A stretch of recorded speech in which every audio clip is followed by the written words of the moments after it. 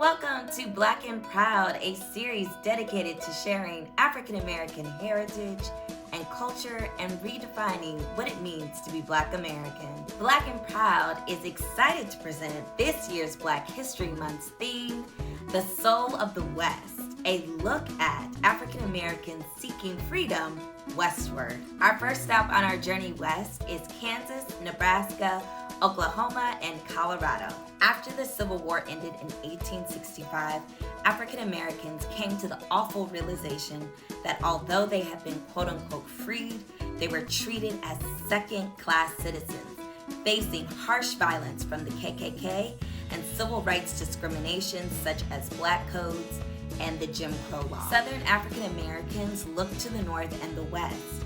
Prolific leaders such as Benjamin Singleton advertised to Black families to leave the South and to find refuge and freedom west. The ones who migrated after the Civil War and turned westward to travel up the Mississippi River were called exodusters. Created settlements they believed were their new promised land and were motivated by the biblical stories of the Jewish exodus from Egypt. By 1879, there were 800 Black homesteaders in Nicodemus and Dunlap, Kansas. By the turn of the century, there were over 8,000.